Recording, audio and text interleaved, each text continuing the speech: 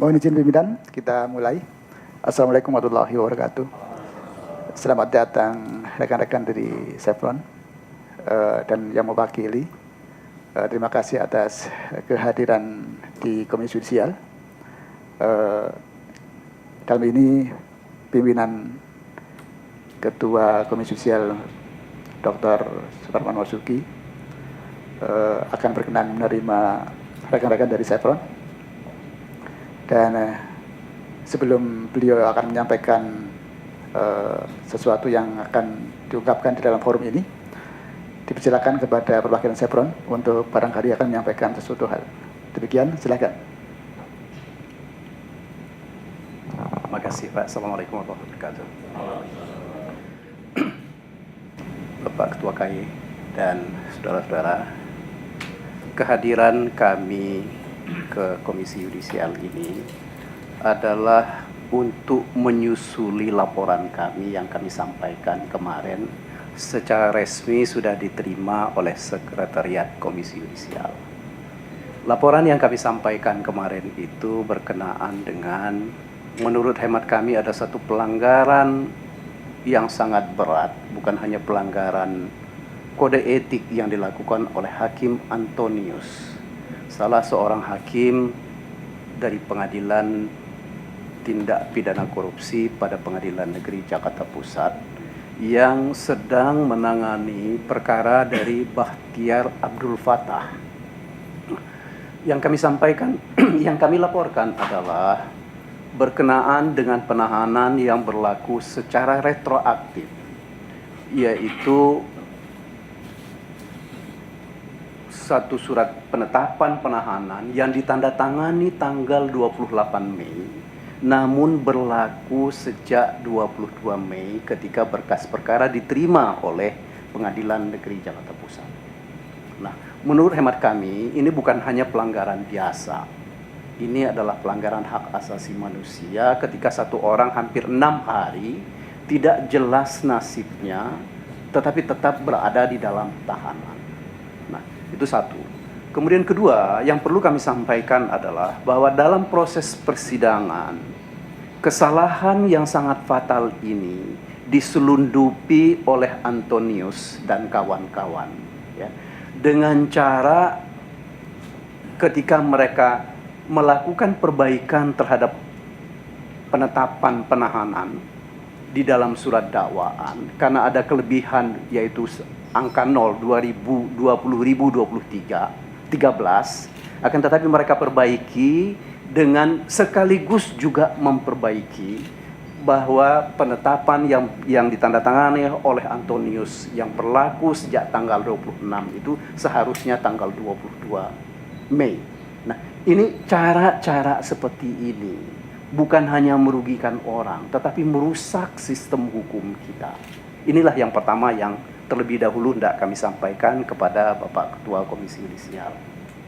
Kemudian yang kedua, kami perlu sampaikan bahwa kami berencana untuk menyampaikan laporan mengenai kejanggalan-kejanggalan di dalam penanganan perkara terhadap teman-teman yang didakwa, yang sekarang sudah menjadi terpidana beberapa orang dalam perkara Chevron ini.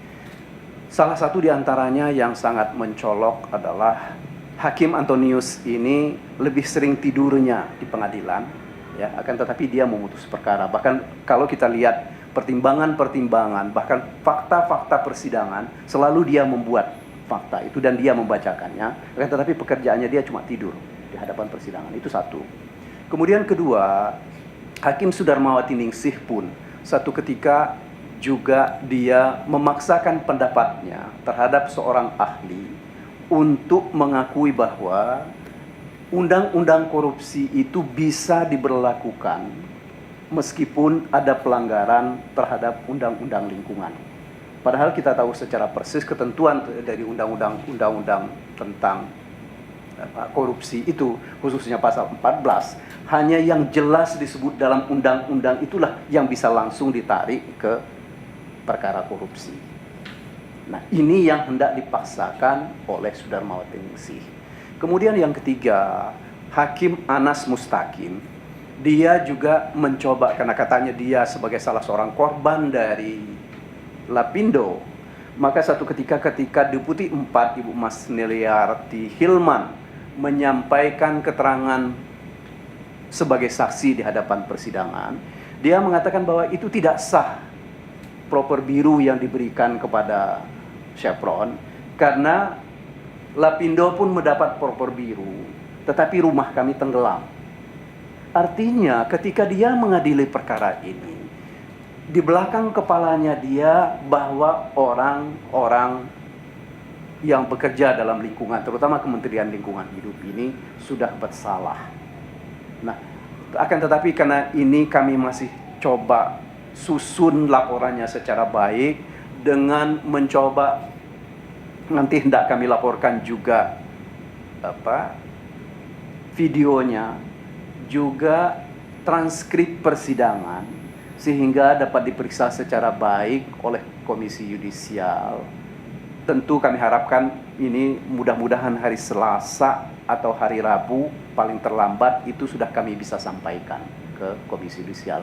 Ini bagi kami ini penting, sebab proses persidangan ini kalau dilakukan tetap dengan cara yang seperti sekarang ini proses persidangan itu hanya sekedar untuk proses menghukum orang. Karena di dalam faktanya persidangan-persidangan selama ini yang terjadi, keterangan saksi-saksi yang menguntungkan atau yang meringankan terdakwa, apakah keterangan saksi dan juga keterangan ahli, khusus dalam perkara ini tidak pernah dipertimbangkan secara layak oleh hakim-hakim karir, yaitu yang bernama Pak Anas Mustaqim, kemudian Antonius, dan Ibu Sudarmawati Ningsih. Ini kira-kira pokok-pokok yang bisa saya sampaikan. Mungkin teman-teman dari Chevron ada yang mau menyampaikan. Makasih. Kemudian nanti sebagai pendahuluan, ini kami sampaikan juga dalam pembacaan putusan perkaranya Bakhtiar Abdul Fattah, dan ada beberapa foto bagaimana ketika Antonius tidur. Tapi suratnya nanti Pak Suparman nanti akan kami sampaikan pada hari berikutnya. Terima kasih. Masih ada? Silakan.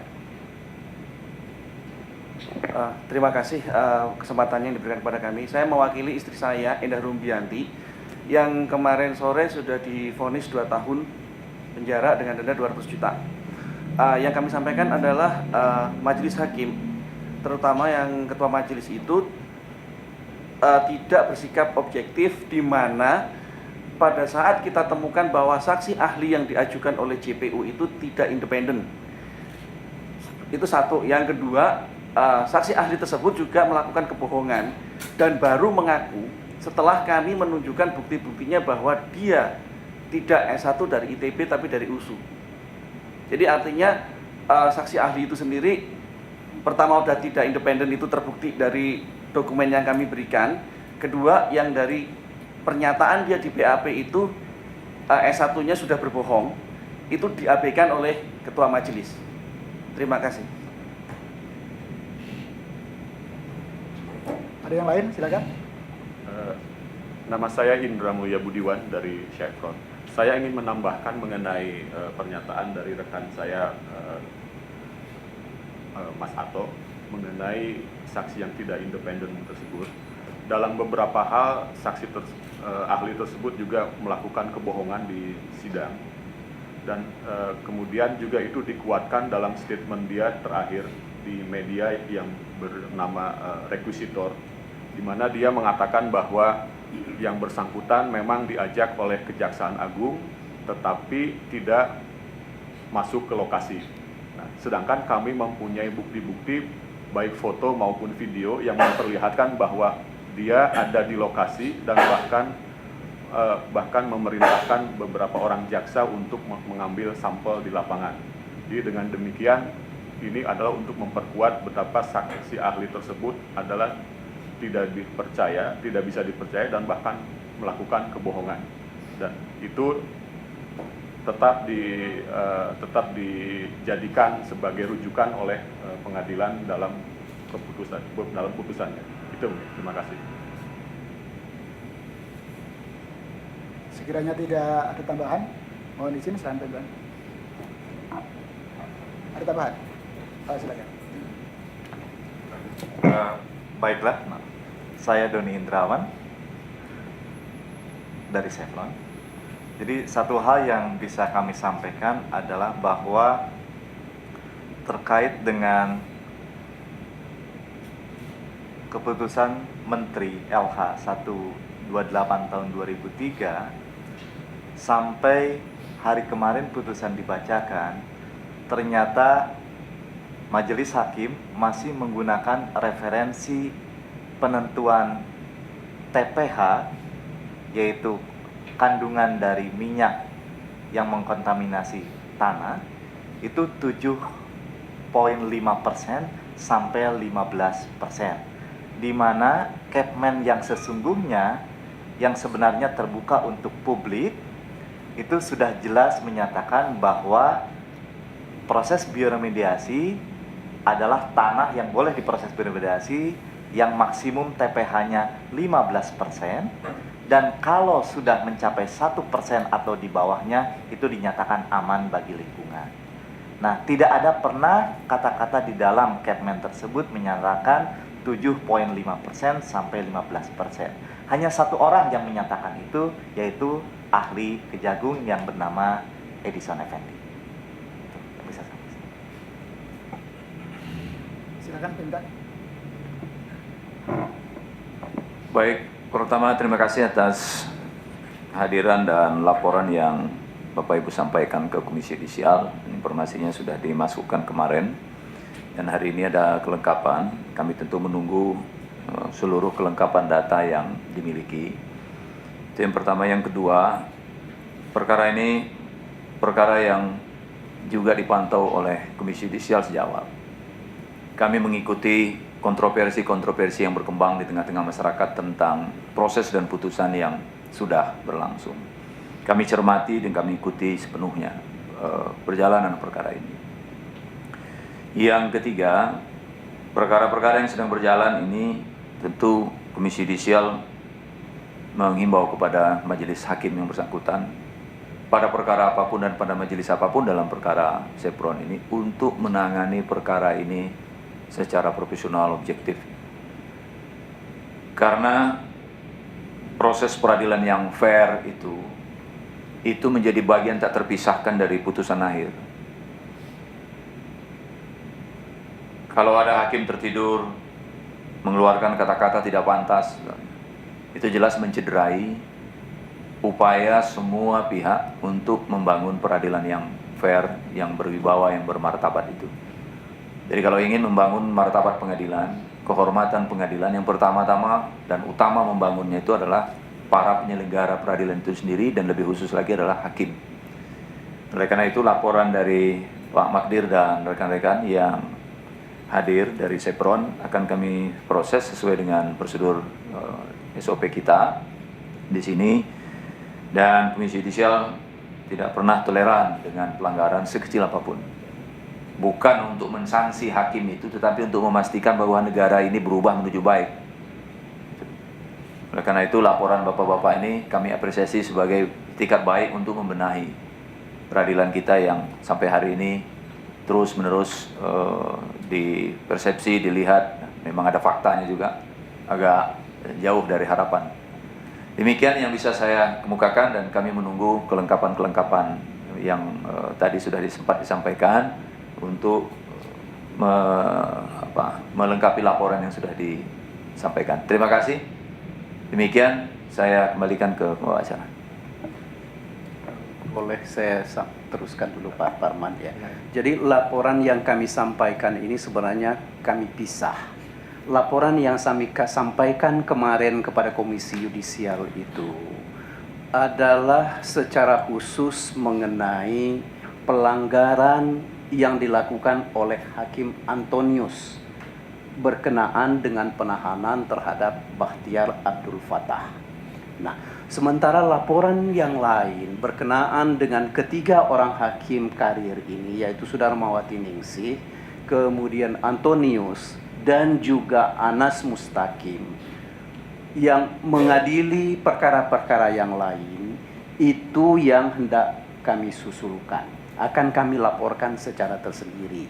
Akan tetapi berkenaan dengan foto ini kami hanya sekedar memberikan bukti permulaan kepada Komisi Yudisial. Seperti inilah yang terjadi di hadapan persidangan. Salah satu di antaranya Antonius yang setiap persidangan dia selalu tidur. Terima kasih, Pak Ketua. Baik, jadi secara langsung saya ingin ungkapkan sebelum nanti kita juga mengambil langkah lain yang sesuai prosedur kita lewat media ini, kita menegur ya, agar hakim memimpin sidang itu secara profesional. Salah satu bentuk profesionalitas itu ya jangan tidur lah. Ini memang ada fotonya tidur. Jadi kalau tidur ini ya monggo lah ditafsirkan sendiri. Terima kasih. Baik.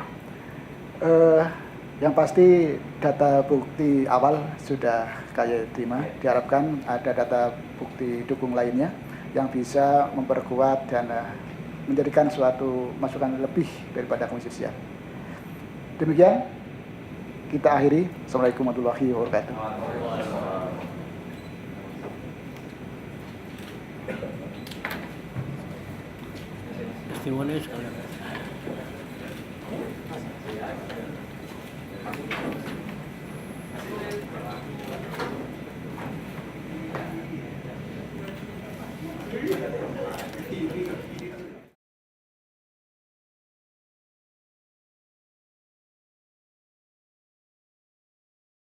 Jadi perkara ini sekali lagi memang kita pantau sejak awal ya, semua proses persidangan itu karena pertama banyak kontroversi di tengah-tengah masyarakat. KY responsif untuk melihat, memastikan tentang proses ini. Dan sudah ada beberapa laporan masuk, seluruhnya sedang kita proses, tapi khusus perkara ini kita menghimbau dan meminta kepada hakim semua majelis untuk menunjukkan sikap dan perilaku profesional.